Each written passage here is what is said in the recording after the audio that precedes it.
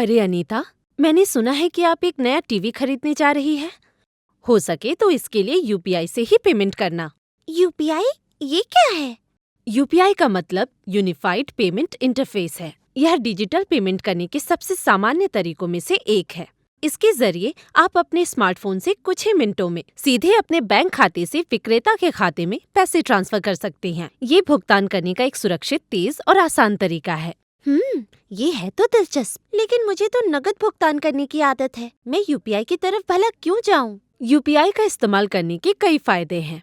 सबसे पहले, यह नकद रकम अपनी जेब में रखने की तुलना में अधिक सुविधाजनक है। जब आप खरीदारी कर रहे हो तो ये भी चिंता करने की जरूरत नहीं कि सामान खरीदने के लिए आपके पास पूरे पैसे हैं भी या नहीं। यूपीआई लेन देन निःशुल्क है। इसकी ये खासियत इसे अन्य डिजिटल पेमेंट प्रणालियों की तुलना में लागत प्रभावी बनाती है। आप डेबिट कार्ड या नकद रकम अपने साथ रखे बिना बिलों का भुगतान करने, किराने का सामान खरीदने या दोस्तों और परिवारों को पैसे ट्रांसफर करने के लिए यूपीआई का इस्तेमाल कर सकते हैं।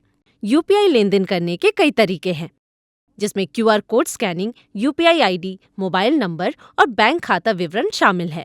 ये काफी सुविधाजनक है और इसके जरिए आसानी से पेमेंट हो जाती है। साथ ही पेमेंट करने के लिए आपको भुगतानकर्ता के बारे में कोई विवरण देने की जरूरत नहीं है। आपको बस भुगतानकर्ता का वीपीए या बैंक खाता विवरण चाहिए। यूपीआई कई भाषाओं में उपलब्ध है, इससे इसकी पहुंच काफी लोगों तक हो जाती है। भीम के जरिए भी आप तुरंत पैसे भेज सकते हैं और अपने खाते में पैसे डलवा सकते हैं। अपने खाते का बैलेंस जाने और अपने बिलों का भुगतान भी करें। यह आपके मोबाइल नंबर को पेमेंट के पते के रूप में इस्तेमाल करता है। मतलब आपको अपने बैंक खाते का विवरण किसी के साथ साझा करने की जरूरत नहीं। आपको बस अपने मोबाइल नंबर से जुड़ा एक बैंक खाता चाहिए और आप डिजिटल पेमेंट करने के लिए भीम यूपीआई का इस्तेमाल शुरू कर सकते हैं। आप यूपीआई के ऐप का इस्तेमाल पैसे भेजने और प्राप्त करने में भी कर सकते हैं। अपने खाते का बैलेंस चेक करें और बाद के लिए अपना भुगतान शेड्यूल कर सकते हैं।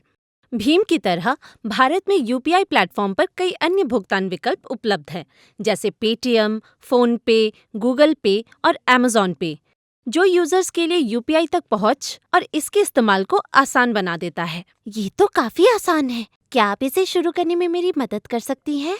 जरूर।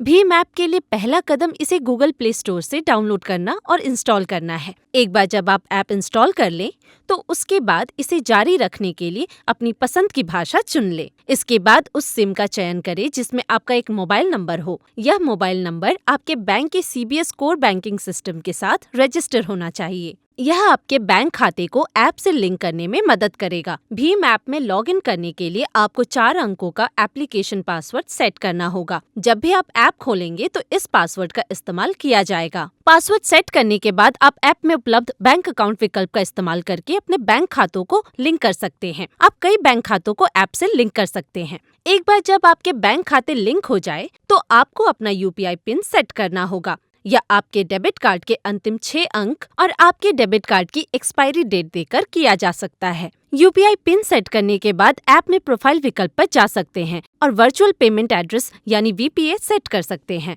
आपके पास प्रति यूजर्स 2 वीपीए हो सकते हैं, जो या तो मोबाइल नंबर @UPI या नेम @UPI के फॉर्मेट में होंगे। आप किसी एक वीपीए को अपने प्राथमिक वीपीए के रूप में भी सेट कर सकते हैं, जिससे आपके लिए दूसरों के साथ साझा करना आसान हो जाएगा। उदाहरण के लिए आप यूपीआई पर अपना नाम अपने प्राथमिक यूपीए के रूप में सेट कर सकते हैं। भीम ऐप में एक क्यूआर कोड सुविधा भी है, जो आपको किसी भी समय पैसे भेजने और लेने के लिए स्कैन और भुगतान विकल्प की सुविधा देती है। भुगतान शुरू करने के लिए बस प्राप्तकर्ता का क्यूआर कोड स्कैन करें। लेकिन क्या ये सुरक्षित है? हाँ, यूपीआई पूरी तरह से सुरक्षित है। इसके लिए सुरक्षा की कई परतों का इस्तेमाल किया जाता है, ताकि आप लेन देन के समय धोखाधड़ी और अनधिकृत पहुंच से सुरक्षित रह सके। वाह श्री, मुझे तो पता ही नहीं था कि हमारे पास इतने सारे विकल्प मौजूद हैं और मैं सबसे जोखिम भरे विकल्प पर भरोसा करके बैठी हुई थी। मुझे भुगतान प्रणालियों के बारे में जानकारी देने के लिए तुम्हारा शुक्रिया। कोई बात नहीं अनीता।